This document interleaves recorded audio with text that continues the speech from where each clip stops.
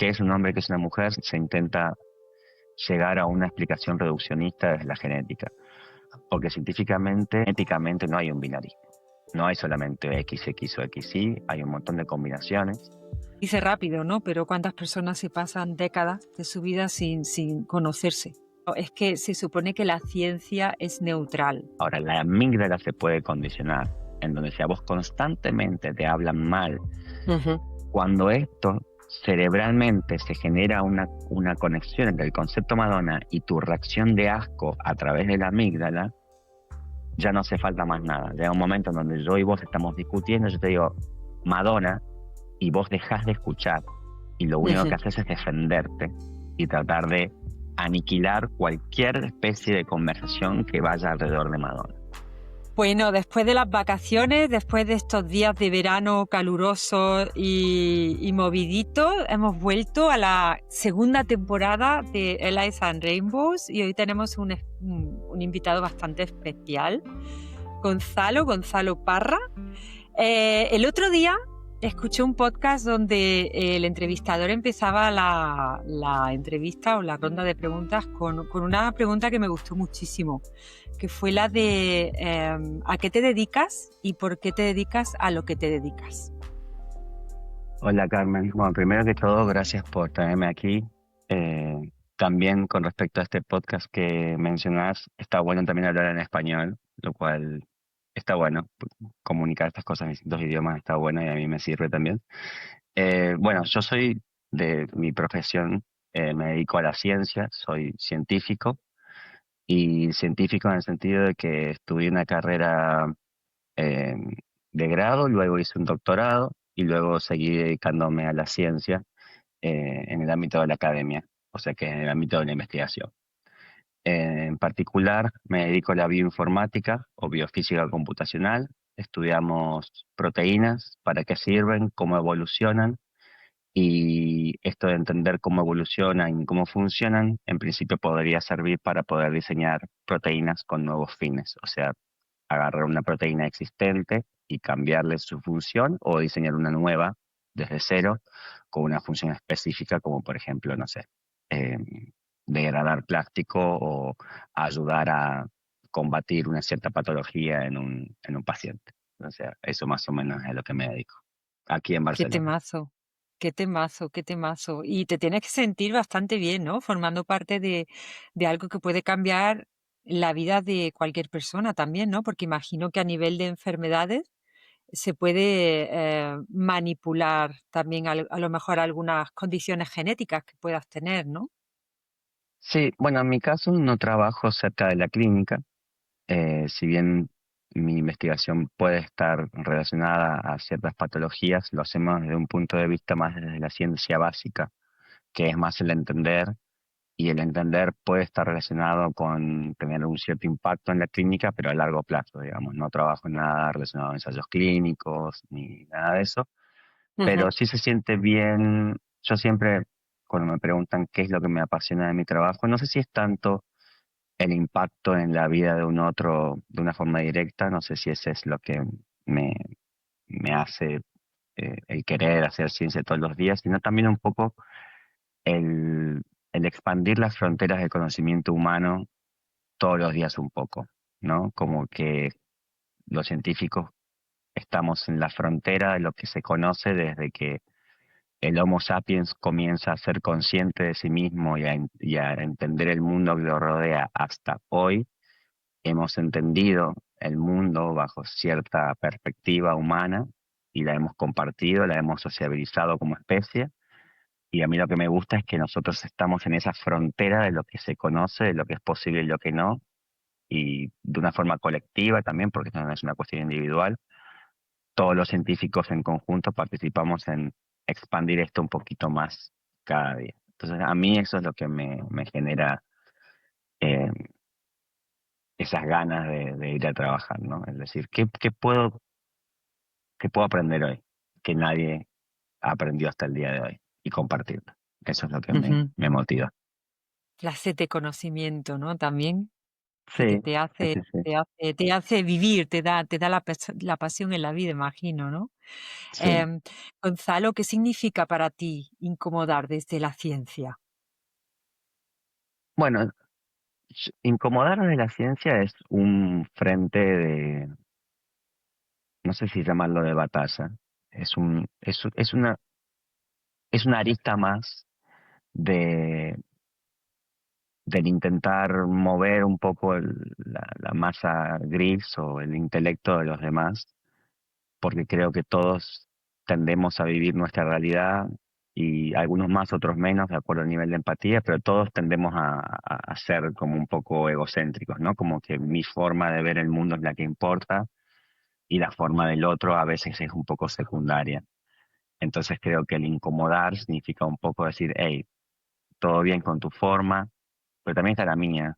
Y está bueno que le prestes atención porque yo también merezco el ocupar un espacio, ¿no? Entonces creo que el incomodar de la ciencia es un poco tratar de hacer que los demás y uno mismo seamos conscientes de que hay un otro con el cual convivimos y por más que en la ciencia trabajemos en lo que es la investigación, ¿no? Por ejemplo, en mi caso trabajamos en proteínas, esa investigación en proteínas tiene que estar circunscripta en un respeto y en un entender que hay un otro con sentimientos y con emociones y que no es un mero instrumento para trabajar y ya está, ¿no? Y en esto creo que es hacernos cargo de nuestros privilegios, de los que tenemos, de los que no tuvimos y pudimos sortear, y, y en ese darnos cuenta de los privilegios eso es incomodar, ¿no? Es el darte cuenta que, por ejemplo, para mí hay un sistema científico que se rige bajo ciertas reglas escritas y no escritas, y hay gente que tiene privilegios, ¿no? Y que le ha resultado más fácil llegar a ciertas posiciones. Entonces creo que incomodar es hacer que esa gente se dé cuenta de esos privilegios, lo cual no implica que sean menos inteligentes o que merezcan menos la posición en la que han llegado, sino que entiendan que tal vez el camino que ellos han transitado con esfuerzo y con méritos, algunos lo transitan con el mismo esfuerzo, obteniendo menos méritos en un camino lleno de espinas y andan descalzos. Entonces, para mí el incomodar es eso, el tratar de generar conciencia de que sí, somos buenos, todos tenemos nuestro ego, pero hay un otro que tal vez se esfuerza más o se esfuerza lo mismo que vos y llega a menos simplemente por de dónde empezó, por el punto de partida. Entonces, Ujú, para mí eso es un poco el incomodar desde la ciencia o desde cualquier lugar, ¿no? El de generar un espacio de diálogo interno con uno mismo, pero también en generarle al otro. Que después de un intercambio la otra persona se vaya diciendo, ah, no había pensado en esto. Y el no ujú, haber pensado en esto hace que te cuestiones cosas con las cuales tal vez no estabas tan cómodo, que nunca habías prestado atención. Y para mí eso es incomodar. ujú. De todas maneras, yo creo que también el científico, la ciencia, desde mi más, opinión más humilde, creo que tiene un poder, ¿no? Porque muchas veces decimos, bueno, es que esto lo dice la ciencia, ¿no? O esto está comprobado científicamente. Es como que le da ya un valor que a lo mejor no le daría si fuera una persona normal de la calle que adopta una posición, una postura o da una opinión, ¿no? Entonces, el tema del método científico siempre va a ayudar a dar una credibilidad y una fiabilidad, ¿no? En los datos también. Sí, no, tal cual. Existe esto, lo que vos nombraste es el principio de autoridad, que muchas veces se usa, digamos, eso se estudia en la carrera de bioinformática, en la parte de, toda la parte de epistemología y ética científica, que lo estudiamos, entonces lo tenemos que estudiar.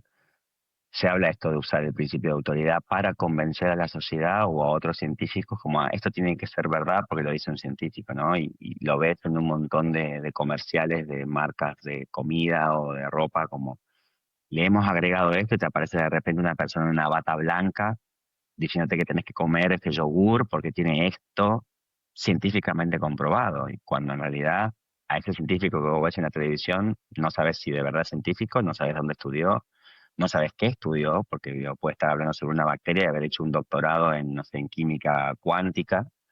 Entonces el principio de autoridad es muy limitado, ¿no? Yo hice un doctorado en algo muy específico y mi opinión sobre, no sé, el cambio climático vale lo mismo que la de cualquier persona que no ha estudiado nunca ciencia, porque yo mi doctorado no es en cambio climático. Puedo llegar a tener más herramientas para entender ciertas cosas, pero no es una opinión autorizada desde la academia misma, porque yo no tengo formación en cambio climático de una forma académica. Entonces creo que la ciencia tiene un poco de eso, ¿no? La ciencia es una actividad muy particular porque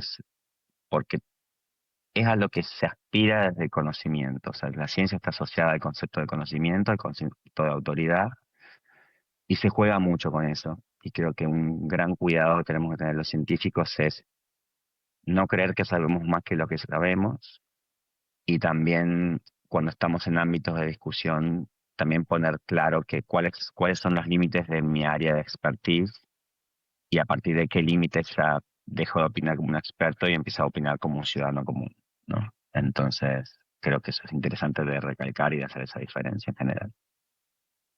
¿Qué certeza científica sobre la orientación sexual o la identidad, ¿no? De género deberíamos dejar de tratar como esas verdades inamovibles? Bien. Bueno, como te digo, yo no soy un experto en género, no soy un experto ni siquiera en genética. A ver, experto en lo que significa, ¿no? Tener una tesis firmada por un tribunal que acredite que yo he pasado X cantidad de años o que he publicado un artículo en estos temas, ¿no? Los he estudiado, es algo que me apasiona, pero digamos, certezas no hay tantas, ¿no? Eh, Creo que lo más básico, y hay algo que se discute mucho ahora, qué es un hombre, qué es una mujer, ¿no? Sobre todo para el tema de las competiciones deportivas, para el tema del uso de los baños públicos, ¿no? ¿Qué es un hombre, qué es una mujer? Siempre se intenta llegar a una explicación reduccionista desde la genética. Naciste con cromosoma XX o naciste con cromosoma XY, tenés una genitalia tal o tenés una genitalia tal cual. Esto define lo que es un hombre y una mujer. Desde el más binarismo, ¿no? Conceptual, de que o sos un cero o sos un uno y no hay nada en el medio. Creo que esto, y ahí es donde también la ciencia se usa como principio de autoridad, pero cuando no conviene al relato se ignora a propósito el contenido científico, porque científicamente, eh, genéticamente no hay un binarismo. No hay solamente XX o XY, hay un montón de combinaciones. Hay, así como tenemos trisomías, por ejemplo, la más famosa por ahí es la trisomía del cromosoma 21, que es lo que da lugar al síndrome de Down, básicamente una Ujú. división celular. Un cromosoma se va para un lado, en vez de irse un cromosoma para cada lado, se van los dos para el mismo. Entonces queda una célula con tres pares de cromosomas y eso da lugar al síndrome de Down. El síndrome de Down tiene consecuencias muy evidentes, ¿no? Pero después hay otros síndromes mucho más sutiles en otros cromosomas. O sea, el humano tiene 23 pares de cromosomas, entonces las trisomías pueden ocurrir en cualquiera. Y hay varias que afectan el cromosoma sexual, que es XY, ¿no? Em, en donde esos síndromes no tienen síntomas evidentes en muchos casos, más allá de que una persona, por ejemplo, que genéticamente era una mujer, se ve como un hombre, o viceversa, ¿no? Que es una mujer que tiene más de un cromosoma XX y de repente tiene características como un poco más masculinas, porque en realidad tiene un cromosoma XY adicional, que digamos, esto no es visible para nada. Esta persona se desarrolla como una mujer, con ciertos rasgos que uno puede decir, bueno, es un poco más alta que lo normal, tiene las manos un poco más grandes que lo normal, pero uno no se puede llegar a imaginar de qué esto significa este síndrome genético. En general pueden llegar a ser estériles, ¿no? Y a veces por cuestiones médicas que son completamente no relacionadas, se llega a hacer a esa persona un cariotipo, un examen de cariotipo, que es un examen donde agarran las células de la persona y se fijan todos los cromosomas cómo están ordenados, y ahí se ve, ¿no? Esta persona tiene una trisomía en el par de cromosomas sexuales, es una persona XXY, por ejemplo. Entonces ahí te das cuenta de que en realidad genéticamente esta persona no es una mujer en el sentido más eh, instrumental de lo que es una mujer, ¿no? XX. Ahora, y esta larga introducción es, porque ¿qué es una mujer, no? Esta persona no es mujer genéticamente, o por lo menos no es una mujer estereotípica genéticamente, pero fue criada como mujer, tiene todos los traumas que tiene cualquier mujer que crece en el heteropatriarcado, ha sufrido las mismas discriminaciones, ha tenido las mismas ventajas, porque también hay ventajas de ser mujer en este mundo, y de repente, ponerle a los 40 años, descubre que no es del todo mujer, genéticamente. ¿Qué cambia? ¿Deja de ser mujer automáticamente? ¿Sigue siendo mujer? Tal vez esa persona tiene pareja, tal vez ella pensaba que era estéril y ha adoptado a una persona y vive con su marido y tiene una familia completamente heteronormativa. No sé. La ciencia no tiene una respuesta, no hay una certeza. Ujú, Genéticamente no es una mujer. Fenotípicamente, ¿qué es lo que se expresa? Depende a quién le preguntes. Tal vez la mayoría de la gente diga, es una mujer. Tal vez tenés alguna amiga que tiene este síndrome, porque digamos, el examen de cariotipo es un examen muy específico, muy caro, que casi nadie se hace. Este examen se hace únicamente cuando hay un indicio de algún problema genético, que no ujú, necesariamente ese indicio indica un problema en el par sexual, ¿no? Puede ser otra cosa. Y ahí esto se evidencia, digamos que ni siquiera sabemos cuánta gente está afectada por este síndrome. También puedes tener gente que se desarrolla como hombre, que genéticamente es una mujer. Y ujú. salvo que este hombre tenga un problema que lleve a que los médicos sospechen de una enfermedad con un background genético, esta persona puede vivir toda su vida siendo genéticamente una mujer y fenotípicamente un hombre. Supongámosle que una persona se muere y post-mortem, ¿no? Que te ponen un ejemplo conceptual. Post-mortem, esta persona le hacemos un análisis genético porque nos interesa por alguna cuestión. Descubrimos que esta persona era una mujer, vivió toda su vida como hombre. ¿Qué es? ¿Qué fue esta persona? Es filosófico. Esta persona vivió toda su vida como hombre, bajo la mirada del hombre, con los mandatos sociales de ser un hombre. Ahora, genéticamente era una mujer, nunca nadie lo supo mientras estaba en vida. ¿Qué era? ¿Era una mujer o era un hombre? Bueno, yo creo que ahí es donde la ciencia no tiene una autoridad para definir. Yo creo que ahí lo que mm, manda es cómo se autodefinía esa persona, cómo se percibía esa persona, y en un poco menos medida cómo la percibían los demás. La ciencia no tiene ninguna autoridad para ir a decirle a nadie qué es lo que es, creo yo. Ni en género, ni en identidad, ni en nada. Ujú. Porque no hay De, una razón científica. de hecho, yo diría que una de las cosas más difíciles es precisamente esa autopercepción, ¿no? Porque se dice rápido, ¿no? Pero cuántas personas se pasan décadas de su vida sin conocerse, ¿no? Sin escucharse muchas veces. Y nosotros que tratamos la salud mental, muchas veces también, o la mayoría de las veces siempre decimos qué importante es el escuchar también al cuerpo, ¿no? Porque el cuerpo te habla en muchas ocasiones y precisamente esas relaciones, bueno, pues a lo mejor esas contradicciones internas que tenemos, lo podemos, pues no sé, de alguna manera reflejar en nuestra actitud, en nuestra forma de pensar, en cómo nos sentimos en el día a día, ¿no? Entonces, no sé, a ver, es complejo, ¿eh? Es complejo, no es fácil, no es fácil, pero yo creo que podemos continuar hablando, sobre todo para las personas que no están muy dentro de este tema científico y de todas las paragrafías que hay, de todos los conceptos que se pueden tratar en este tema. Sí que una de las cosas, y yo una de las cosas que más he escuchado es que se supone que la ciencia es neutral. ¿Qué sesgos ves tú por tu experiencia en la investigación, ¿no? En lo que tú haces, por ejemplo, que terminan reforzando, pues eso, prejuicios sobre las personas queer? Ujú. No, yo creo que la ciencia no es neutral para nada. O sea, de nuevo, la ciencia como tal es un trabajo. Es un trabajo que yo hago cuando marco tarjeta, cuando llego al instituto y marco tarjeta para entrar a trabajar, me pongo el sombrero de científico mientras estoy en mi escritorio haciendo ciencia. Y ahí estoy en modo Descartes, ponerle que es el padre del método científico, y digo, tengo que ser neutral, no neutral, de hecho, tengo que ser completamente agresivo contra mis hipótesis, tengo que tratar de romperlas para si se resisten, tal vez son verdad, ¿no? Pero eso es mientras estoy trabajando. En el momento que me voy a almorzar, ya no soy neutral. Todas mis opiniones están teñidas por mi historia y por mi contexto. Entonces, ¿Cómo lo digamos que haces? el decir que la ciencia es neutral, de nuevo, para mí me parece más una estrategia de intentar manipular y usar a la ciencia como un método de domesticación o de convencimiento que de verdad creer que la ciencia es neutral.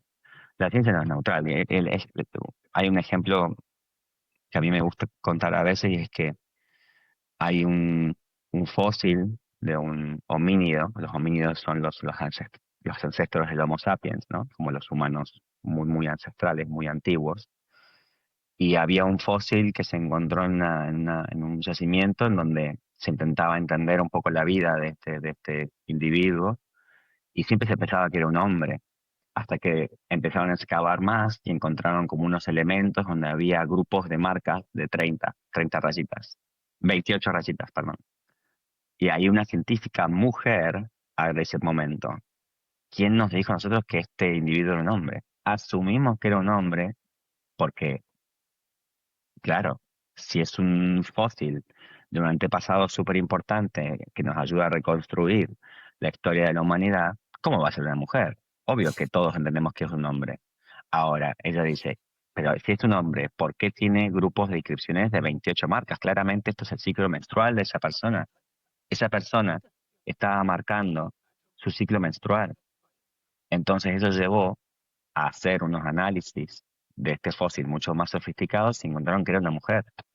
Entonces ahí la neutralidad, ¿dónde estuvo la neutralidad? Pues neutralidad significa que hay ciertas preguntas que nos tenemos que hacer antes de asumir.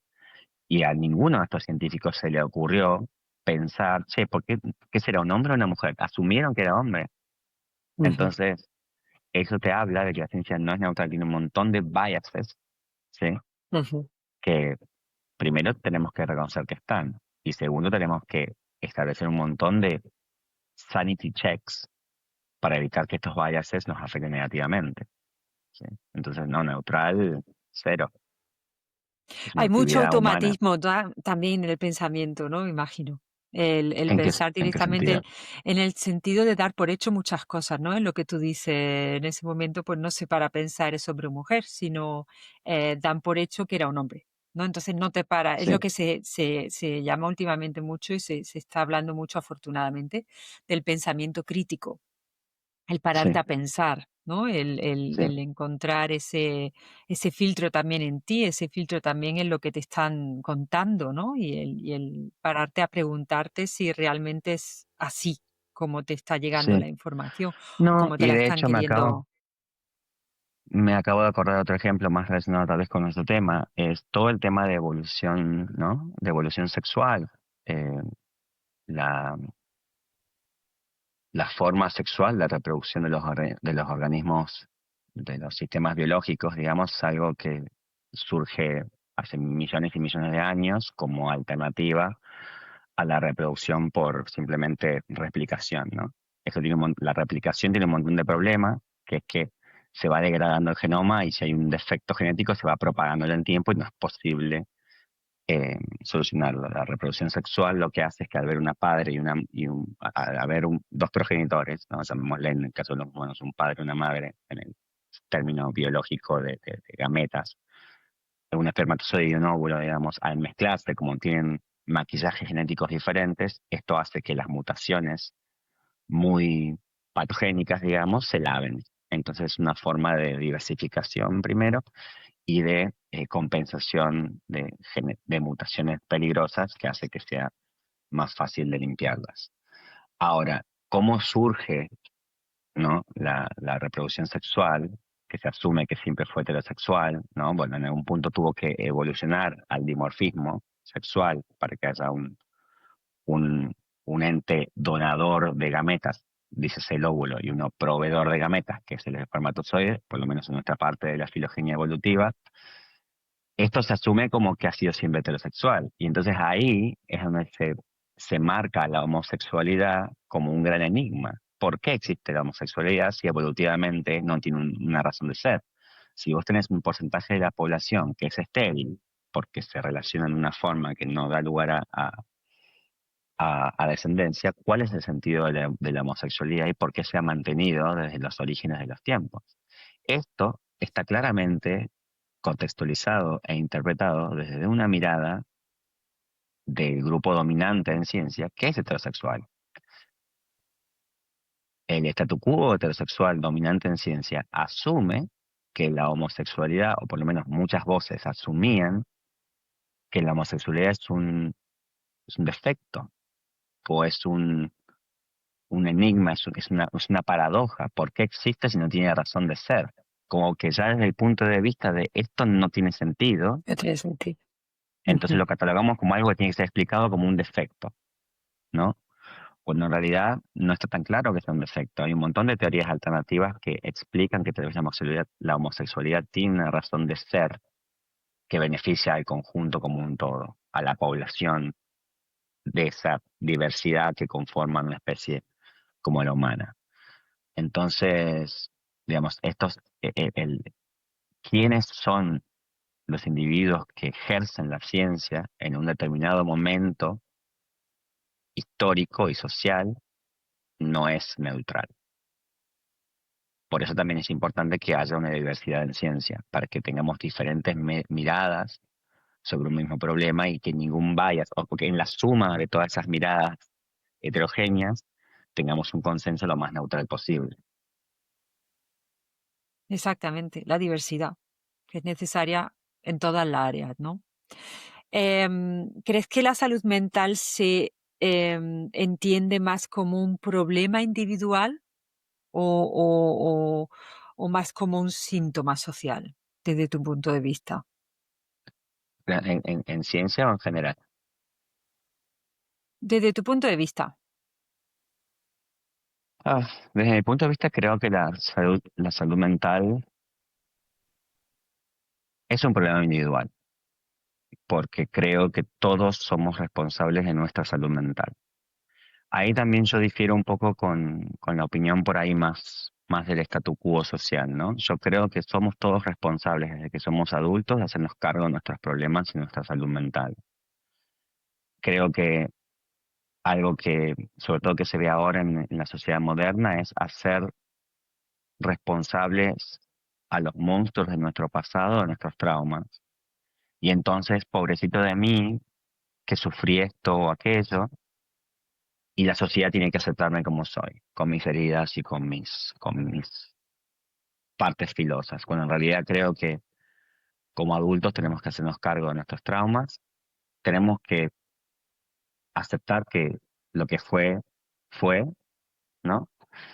Y, y sanar por los demás y por nosotros mismos, sanar para estar mejor, pero también sanar para no cargar a los demás con nuestros problemas, digamos. El otro no tiene ninguna responsabilidad de compensar las heridas de nuestro pasado, porque también tiene sus propias heridas. Entonces creo que la salud mental es un tema profundamente individual, pero se convierte en social cuando, desde el punto de vista de que vivimos en una sociedad, y todos tenemos que hacernos cargo de nuestras heridas para poder vivir en sociedad de una forma armoniosa. Ahora, también creo que todos formamos parte de este sistema, eh, en cada país, en cada ciudad, en cada región del mundo, y el sistema ejerce un feedback en nuestra salud mental, nos devuelve una respuesta acerca de quiénes somos y qué rol ocupamos, y eso también tiene un- una consecuencia psicológica en todo. Es un síntoma social, ¿no? O sea, somos somos una gran colmena dinámica en donde lo que le pasa a un individuo nos termina pasando a todos, ¿no? Entonces creo que son las dos cosas. Gonzalo pone sobre la mesa una idea incómoda pero necesaria. El dolor explica, pero no justifica. Las heridas del pasado forman parte de nuestra historia, pero cuando entramos en la vida adulta, también entramos en una responsabilidad emocional que no puede delegarse en los demás. Haber sufrido no nos convierte automáticamente en deudores eternos de cuidado ajeno, ni obliga al entorno a adaptarse constantemente a nuestras partes rotas. Sanar no es negar lo que ocurrió ni minimizar el impacto del trauma, sino integrarlo sin convertirlo en una carga para los vínculos presentes. Cada persona llega a la relación con sus propias heridas y esperar que el otro compense lo que no fue reparado en el pasado genera relaciones desequilibradas y agotadoras. Desde esta mirada, la salud mental no es una exigencia de perfección, sino un compromiso con el propio proceso de cuidado. ¿Hay algún tipo desde el punto de vista científico, algún tipo de aclaración o de explicación a cuando, como tú dices, ¿no? Todo lo que es la sociedad, el espectro de todos los sistemas, ¿no? Del que formamos parte, cuando hay como una especie no diría moda, porque moda sería un poquito, no sé, no categorizarlo como debería ser en este sentido, sino más bien el hecho de que cuando algo va mal a nivel, pongo un ejemplo, a nivel político, ¿no? Que es lo que más sale y lo que más resuena en todas las noticias, en todas las informaciones, tendemos a culpabilizar a lo que está pasando en el sistema político, olvidándonos de lo que nos está pasando a nosotros en situaciones determinadas en nuestra vida. Desde el Mm, punto de vista científico, ¿cómo lo ves a nivel individual? Porque claro, eso es parte del desarrollo de cada uno, de cada persona. Pero ¿cómo se podría asimilar el hecho de que cuando algo va mal fuera, ellos son los culpables? mm. No sé si me explico. Mira, sí, a nivel científico la verdad que no, no lo sé. No lo sé, yo no soy experto en esto, pero sí que he leído mucho. Hay mucho estudio antropológico, mucho estudio social, ¿no? Y creo que, de hecho, bueno, en Latinoamérica hemos tenido una, una nueva etapa, digamos, desde hace más o menos 10 años, en donde han empezado a surgir propuestas más de centro derecha, más conservadoras, ¿no? Y para poder, y esto es una opinión personal, para poder establecerse en la agenda pública y para poder ganar elecciones, han hecho uso de las nuevas herramientas de comunicación, las redes sociales y demás, en donde se intenta instalar un nuevo sentido común, ¿no? Un nuevo sentido común que tal vez no es tan común y tal vez no es tan propio, pero a partir de la repetición y a partir del apelar a la emocionalidad, se va instaurando, ¿no? Uno comienza a discutir ciertos temas y los discute con su vecino, los discute con su colega de trabajo, lo ve en las noticias, lo ve que los políticos lo usan como herramienta de campaña, entonces empieza a calar una especie de sentido común y creo que hoy por hoy está en toda Europa esto instalado, por ejemplo, el inmigrante es el problema, o el inmigrante es tal o cual persona, de tal o cual religión o de tal cual sector social, ¿no?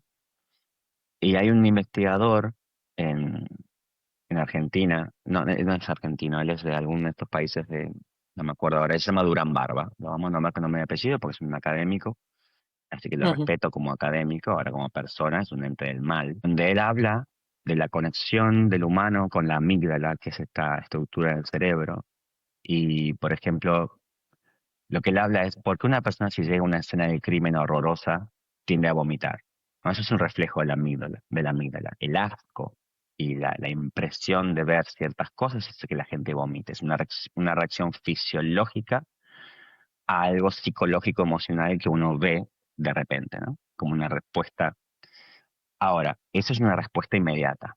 Una persona llega a una escena de un crimen y eso sucede. Ahora, la amígdala se puede condicionar, en donde si a vos constantemente te hablan mal, por ejemplo, no sé, supongamos que hay una conspiración mundial cancelar a Madonna. Y de repente empezamos a hablar de Madonna como que Madonna es la culpable de todo, no es la culpable del surgimiento de, no sé, de la cultura woke, no sé, y te empiezan a machacar en todos lados, Madonna esto, Madonna aquello, Madonna aquello. Llega un momento en que tu mente asocia a Madonna con algo negativo. Ujú, Cuando esto cerebralmente se genera una conexión entre el concepto Madonna y tu reacción de asco a través de la amígdala, ya no hace falta más nada. Llega un momento en donde yo y vos estamos discutiendo, yo te digo Madonna y vos dejás de escuchar y lo único que ujú, haces es defenderte y tratar de aniquilar cualquier especie de conversación que vaya alrededor de Madonna. Esto pasa un poco en lo que hacen los medios con los inmigrantes o con, no sé, otros colectivos, con la gente trans, digamos. Empiezan a generar este sentido común y empiezan a establecer conexiones sociales entre la amígdala y ciertos conceptos en donde ya perdemos racionalidad. Y este hombre lo que decía es que los seres humanos somos simios emocionales, ¿no? Por ende somos manipulables, somos muy fácilmente manipulables. Más allá de que pensamos que no, nos pensamos súper inteligentes, somos súper avanzados, somos el pináculo de la evolución, nada. Somos personas ujú, altamente emocionales, somos individuos altamente emocionales, altamente manipulables, en donde somos muy fáciles de direccionar hacia ciertas cosas basados en la emoción. Y los medios trabajan constantemente sobre esa emoción a partir de estrategias que están estudiadas en las universidades del poder fáctico, ¿no? Esto se estudia. Entonces hay una clara conexión entre estos procesos y la ciencia, mal ujú. usada. La mal usada, la manipulación. Wow, estamos dando aquí una masterclass. Se me está yendo ya el guión, todas las preguntas que tenía, porque me encanta, me encanta. ¿Tú no das clases? ¿No estás en la Daba clases universidad? cuando era más joven. Dabas Ahora, clases, ya no. ¿Lo echas de menos? sí, sí, sí, lo social es algo que me gusta mucho. Bueno, hemos conocido personas. Me gusta lo social, aparte creo, me gusta la responsabilidad del docente en el aula, ¿no? Porque en el aula uno, de nuevo, uno genera sentido común en el aula. Digamos, uno cuando da clases es una persona dando clases, en donde, por ejemplo, yo creo que como inmigrante podría ser algo positivo en lo que yo creo que es la construcción de una sociedad al dar clases, porque mis alumnos verían que un inmigrante les da clases y que es una persona normal, con sus sueños y sus errores también, pero normal, y que no es ese inmigrante malo de los medios, ¿me entendés? Entonces creo que más allá que tal vez yo me ponga a enseñar matemática, el solo contacto social en la clase genera un cambio en este sentido común. Entonces me gusta dar clases no solamente por lo científico, sino también por lo social. Creo que es un lugar en donde uno genera conciencia también.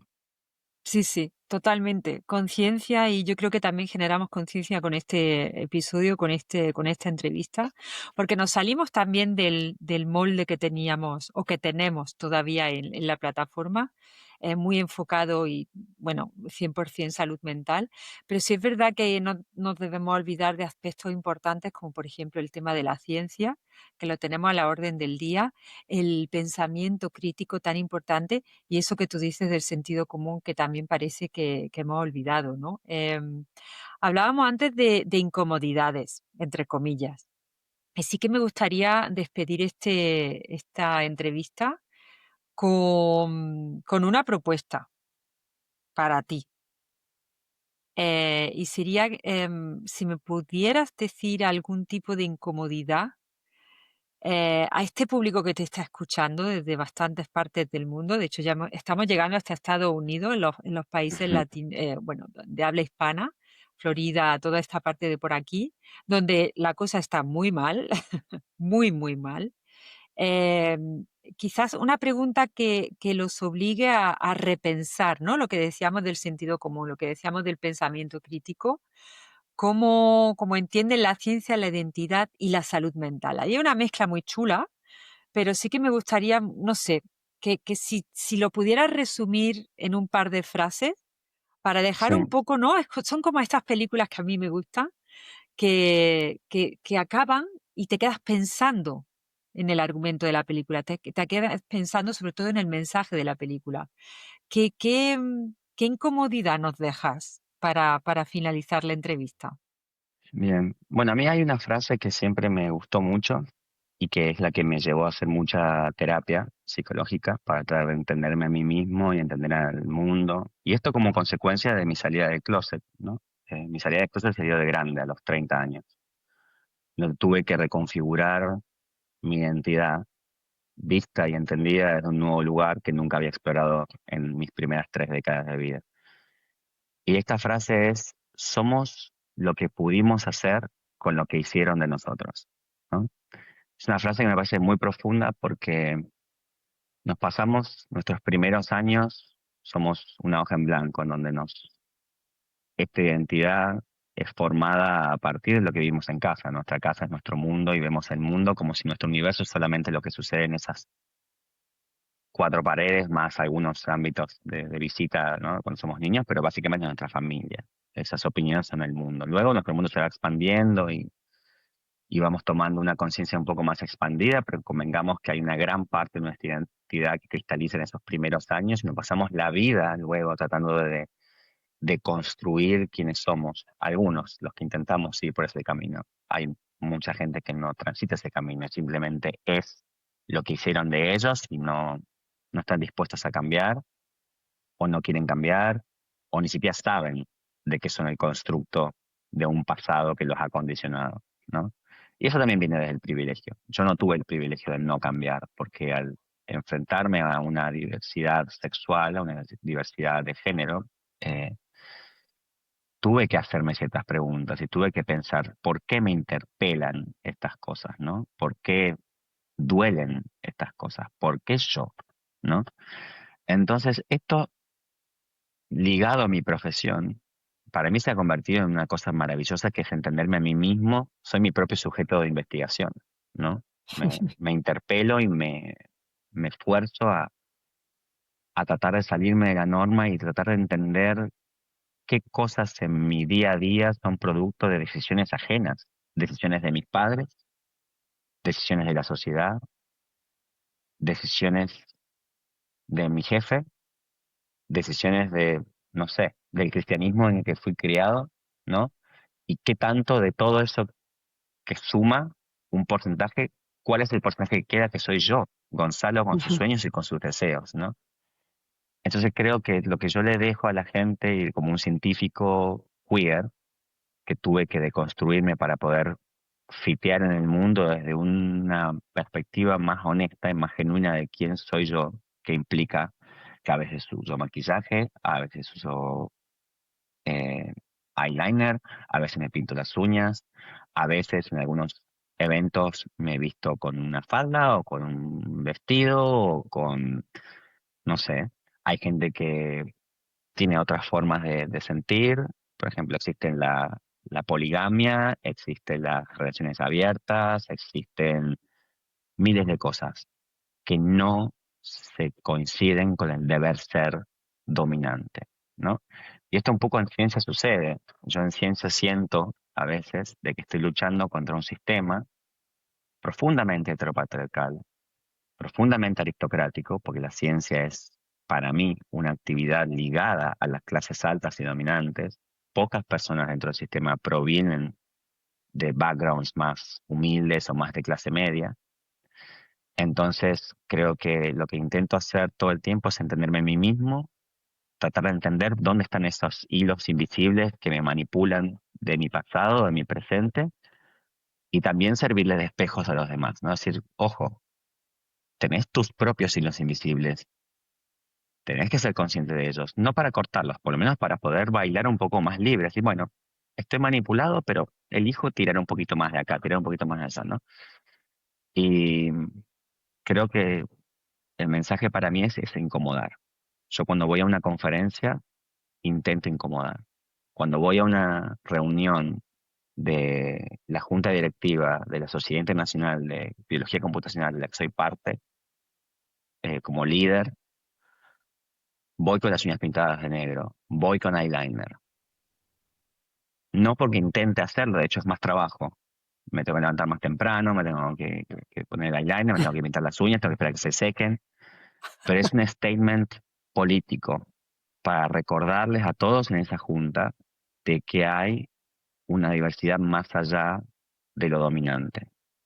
A veces me ven con caras raras, a veces tal vez piensan que soy poco profesional, porque hay una forma de ser profesional. De hecho, por eso hoy, como comentábamos más temprano, hoy vine de musculosa, porque, ¿por qué no? ¿Por qué tengo que estar de camisa como científico en una reunión? ¿No? ¿Para qué? Ujú, Para demostrar autoridad. Yo puedo dar la ujú. misma charla científica con esta ropa, con una camisa y corbata y soy la misma persona. Ahora, el otro lo digiere diferente porque ve cosas diferentes en uno y otro caso. Entonces creo que mi forma de cerrar